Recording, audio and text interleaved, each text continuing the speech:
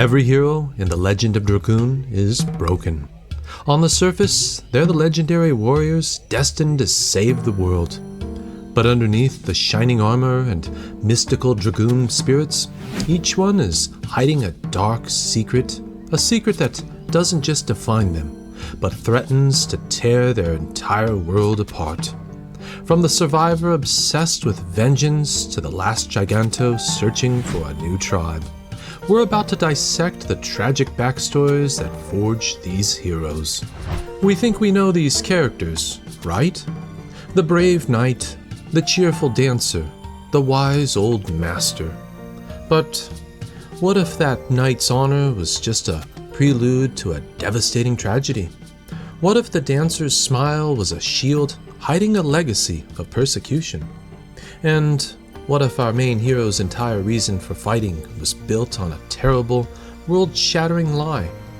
These aren't just warriors, they're walking tragedies, each haunted by a past they can't outrun.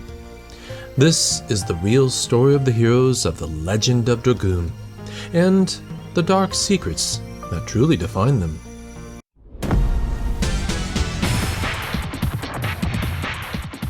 So, let's kick things off with the guy on the cover, Dart Feld. He comes across as your classic RPG hero, a young, headstrong warrior on a quest for revenge. 18 years ago, his hometown was burned to the ground and his parents were slaughtered by a terrifying creature known only as the Black Monster. This one event is the engine for his entire life. It's why he trained to be a warrior, why he travels the world, and why he fights so fiercely. His whole identity is built on a righteous fury, a man driven to avenge his family and protect the people he loves, especially his childhood friend, Shana. But Dart's dark secret isn't something he's hiding. It's a truth that's been hidden from him. And when it comes out, it shatters the very foundation of his world. The Black Monster he's been hunting his whole life isn't some random beast. It's Rose, the stoic dark dragoon who has become his mentor and ally. And the reason she attacked his hometown of Neat wasn't random destruction. It was to kill the Moonchild, a being prophesized to bring about the end of the world. In a horrifying twist, Dart's mother, Claire, was killed by Rose during that attack. This revelation is the cataclysm of Dart's entire story. His black and white view of the world where he's the good guy and the Black Monster is pure evil is completely obliterated. He has to somehow reconcile that the woman who taught him how to be a dragoon, who fought right beside him, is also the source of his deepest trauma. His passion and stubbornness, which were assets in his quest for revenge, suddenly became massive hurdles. He has to look at Rose and see not a monster, but a person who has carried an impossible burden for millennia. Dart's personal story climaxes twice. First, he confronts Rose in the desert and makes the choice to pursue understanding instead of vengeance. He sees her 11,000 years of pain and makes the conscious choice to move on. The second climax comes when he faces his own father, Zieg. Dart believed Zieg died at Neat, but he was alive, and worse, he was possessed by the soul of the ancient wingly tyrant, Melbu Frama. Zieg had been petrified 11,000 years ago during the Dragon campaign, was eventually freed, and married Dart's mother. But when he tried to transform into a dragoon to defend Neat, Melbu's curse took control. To save the world, Dart is forced to fight and defeat his own father. In the end, Dart's legacy isn't one of revenge, but of forgiveness. He inherited a story of hatred and violence and somehow turned it into one of peace. He carries the weight of his parents' tragic fate, the burden of his mentor's horrific duty, and the pain of his own shattered beliefs, and still chooses to be a hero. He isn't a hero because he was born special, but because he endured being broken and chose to put the pieces back together.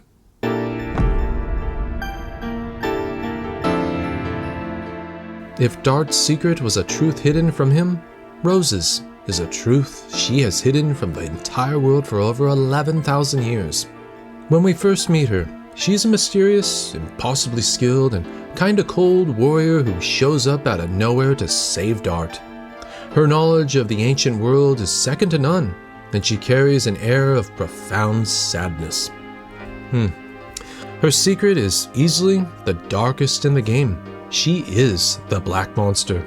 She's the last survivor of the original Dragoons from the Dragon campaign, kept eternally young by a magical choker. Her terrible, unending duty is to hunt and kill the Moonchild every 108 years. The Moonchild is the vessel of the god of destruction, and if it's allowed to live, the world gets annihilated. To stop this, Rose has become a figure of pure terror, a demon who devours the gods, destroying not just the child, but anyone who might have been influenced by its divine power. For 11 millennia, Rose has been a solitary executioner, a silent martyr for a world that has branded her its greatest villain. Her cold, reserved personality is a fortress she built to withstand the eternity of loneliness and slaughter. She watched her fiancé, Ziegfeld, turn to stone at the end of the Dragon campaign, a drama that has haunted her existence. Every 108 years, she puts on the mask of the Black Monster and commits atrocities, all to save a world that hates and fears her for it. Her attack on Neat, the one that started Dart's journey, was a failed attempt at her duty. She mistakenly killed Princess Luvia, believing she was the Moonchild, not realizing her twin sister, Shana, was the true vessel. Rose's personal climax happens when the party finally discovers her identity. The man she's been mentoring, the one who looks so much like her lost love Zieg, now knows she's the one who killed his parents. It's a moment of absolute vulnerability for a character who has been untouchable for thousands of years. Dart's forgiveness becomes her absolution. It's the first time in centuries that someone has seen past the monster to the woman underneath. This allows her to slowly lower her guard and become a true comrade, not just a guide. Her story ends in one of the most bittersweet ways in gaming. After the final battle, with her duty finally over, she chooses not to live on. Her immortality was never a gift. It was a curse, chaining her to a painful past. She chooses to die and join Zieg in the afterlife, finally finding the peace she was destined for 11,000 years ago. Rose's legacy is that of the ultimate tragic hero, a woman who sacrificed her name, her humanity, and her own happiness to protect a world that would never even know her name.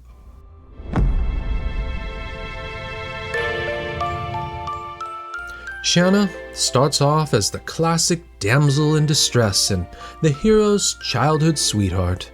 The game literally kicks off with Dart on a mission to rescue her from Helena prison.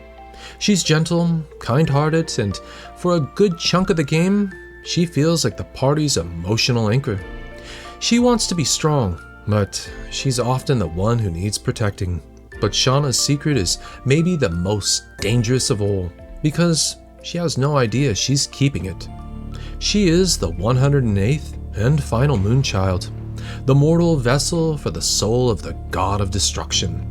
Those strange, magical healing powers she shows off, they aren't just some random perk. They're flickers of the divine, world-ending power growing inside of her. Every step she takes brings the world closer to total annihilation. The very person Dart is so desperate to protect is the one Rose was supposed to destroy. This secret completely reframes her entire journey. Her kidnapping wasn't just some random act of war. Her captors sensed she was important. The mysterious Wingley, Lloyd, hunts her relentlessly, if that's a good choice of words. Not out of simply villainy, but because he needs her for his own plan to rewrite the world's destiny. There's even a fascinating and disturbing fan theory that the intense loyalty and love peoples feel for Shana, especially from Dart, might be subconsciously influenced by the Moonchild's power to enthrall those around it. Is Dart's devotion purely his own, or is it amplified by a divine, manipulative charm? Shana's story is one of passive discovery that leads to an active choice. For most of the game, things just happen to her. She gets kidnapped, she discovers her powers, she's chosen by a Dragoon spirit, but she's never really in the driver's seat. Her climax comes when she's captured by Zieg and taken to the moon that never sets, where her true purpose as the god of destruction's vessel is finally brought to light. It's there that Melbu Frama rips the divine soul out of her to merge it with himself. And her resolution is a testament to her own spirit. Despite having the soul of a god torn from her body, she survives, likely thanks to the lingering power of the Dragoon spirit. She is finally free from her terrible destiny. Shana's legacy is one of accidental power and incredible inner strength. She was born to be a puppet for a world-ending god, but emerged as her own person, defined not by the dark secrets she carried, but by the love and resolve she found with her friends.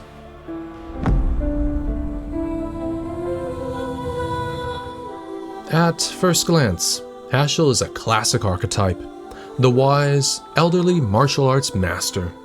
He joins the group with a simple goal. He's looking for his daughter, Claire, who ran away from home 20 years ago after a terrible accident. He's a mentor figure, stern but caring, and he often brings a disciplined, experienced point of view to the younger, more reckless party members. But Haschel's secret is a deep, personal guilt that's been eating him alive for 2 decades. He wasn't just a concerned father. He was an overbearing and critical teacher. During a sparring match, he pushed his daughter so hard that, in a moment of frustration, she unleashed a murderous intent and accidentally killed her training partner.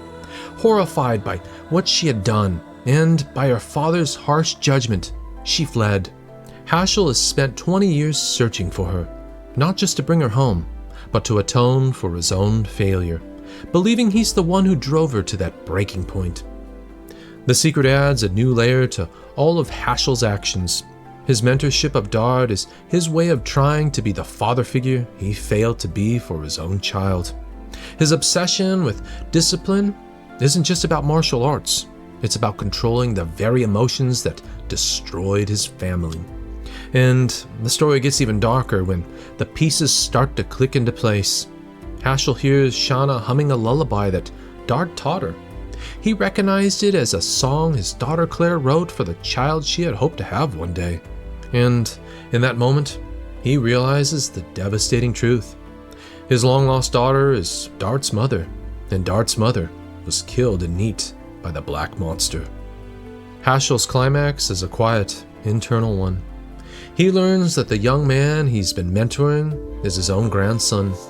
He also learns that his friend and ally, Rose, is the one who killed his daughter. But unlike Dart, he processes this with a heartbreaking stoicism.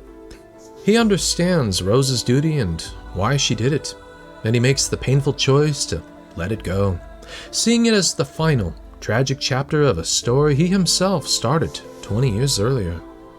Haschel's legacy is one of quiet atonement and profound wisdom. He's the living embodiment of facing the consequences of your past and finding the strength to accept them. He never explicitly tells Dart that he's his grandfather. Instead, he chooses to guide and protect him, finding his own peace not in a dramatic reunion, but in making sure his grandson has the future his daughter never got. You know, getting into all this lore really makes you appreciate just how complex this story was, especially for a game over 2 decades ago. It's the kind of storytelling that has fans still begging for a remake. If you're enjoying this breakdown of these characters' hidden lives, do me a favor and hit that like button. It really helps the channel grow. And let me know in the comments which character's secret shocked you the most the first time you played. Alright, let's get back to it because the secrets only get deeper from here.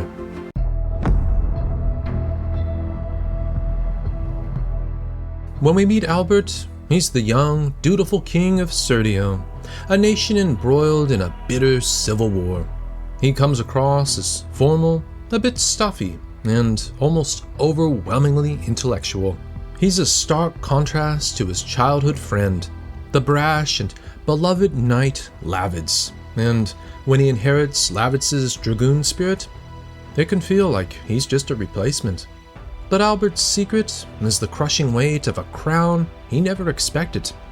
He was thrust onto the throne after his uncle, Emperor Dole, orchestrated the murder of his father, King Carlo. He is a young man consumed by grief and the immense pressure of leading a kingdom against a family member who betrayed him. His stiff, scholarly personality isn't arrogance. It's a desperate armor. He clings to facts, protocols, and the traditions of his station because it's the only way he can project the authority needed to hold his crumbling nation together. And this reframes his entire presence in the party. His cautious nature is the direct result of betrayal at its highest level. His decision to join Dart isn't just an act of heroism. It's a calculated political move to reclaim his capital, Casus, and end the war his uncle started. His journey is a constant struggle between his duties as a king and his personal desire for justice. Albert's climax is the moment he confronts Emperor Dole in the Black Castle. He is forced to battle and defeat his own uncle, the man who killed his father to save his country. It's a brutal, personal lesson in the lonely sacrifice that leadership demands. After the battle, with his uncle's dying words, he accepts the mission to hunt down Lloyd, temporarily setting aside his crown to live as a dragoon and uncover the true conspiracy. Albert's legacy is about a boy who had to become a king overnight. He evolves from a ruler trapped by ceremony into a leader who understands that true strength comes from balancing the weight of the crown with the needs of his people and his heart.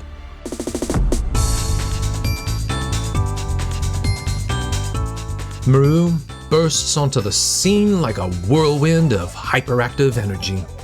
She's a playful, goofy dancer with incredible speed and surprisingly powerful magic. Her bubbly personality is a huge contrast to the serious mood of the party, and she often acts as the group's comic relief.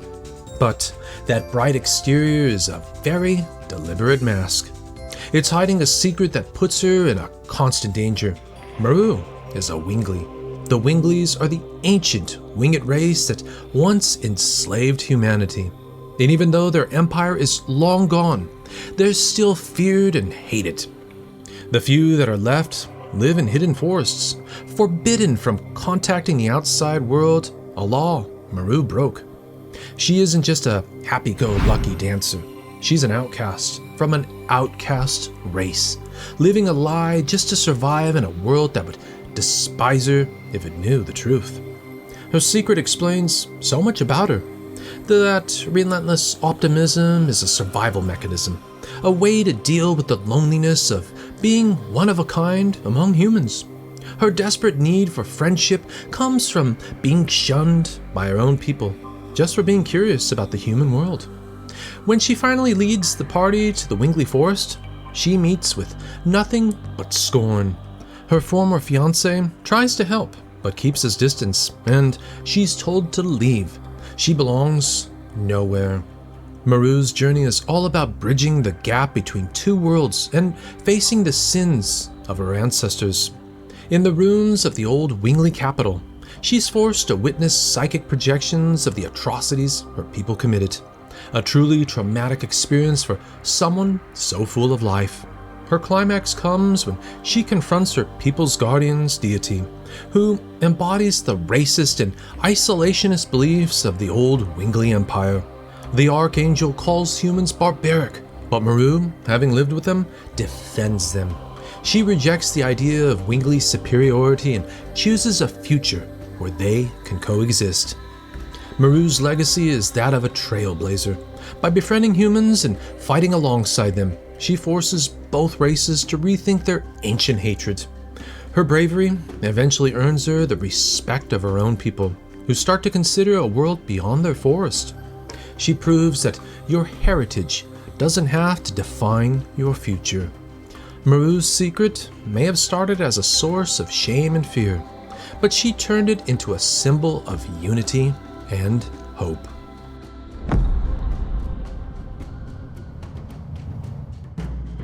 We first meet Kongol as an antagonist, a colossal axe-wielding warrior who seems like a mindless brute.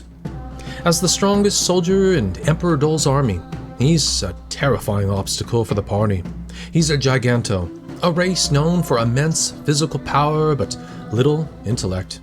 And at first, he appears to be nothing more than a tool of war. But Kongol's secret is one of profound tragedy and loneliness. He is the last surviving Giganto. His entire race was wiped out, and he was found and raised by Emperor Dol. His aggression isn't born of malice. It's a desperate loyalty to the only father figure he has ever known. He fights for Dol with every fiber of his being because he believes it's the only way to find purpose and honor the memory of his lost people. This truth transforms him from a simple-minded brute into a tragic orphan. His quiet nature and broken speech aren't signs of a lack of intelligence, but of a deep-seated grief and isolation from being truly alone in the world. He's not fighting for conquest, he's fighting for a place to belong. Kongol's climax is a journey of shifting allegiance. After being defeated twice by the party, Dart spares his life, an act of mercy he doesn't expect. And later, after the party saves him, he makes a choice.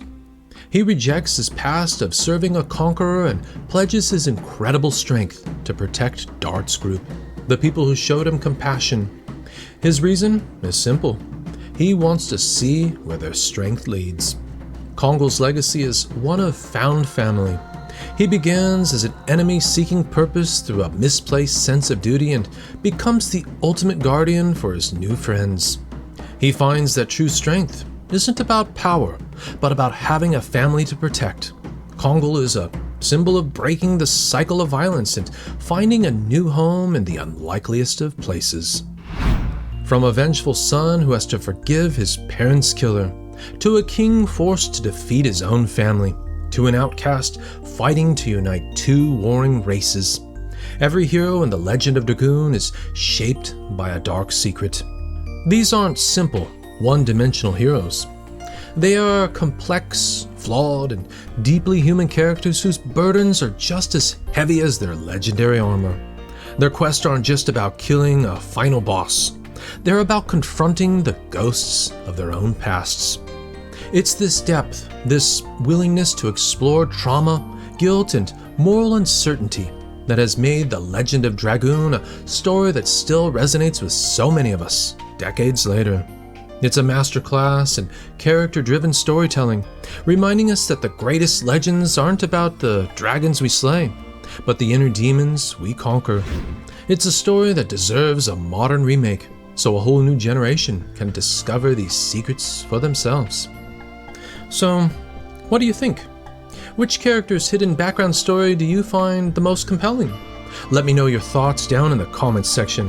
And if you want to see more deep dives into the lore of classic JRPGs, make sure to subscribe and ring that bell so you don't miss the next video. Alright my friends, thanks so much for watching.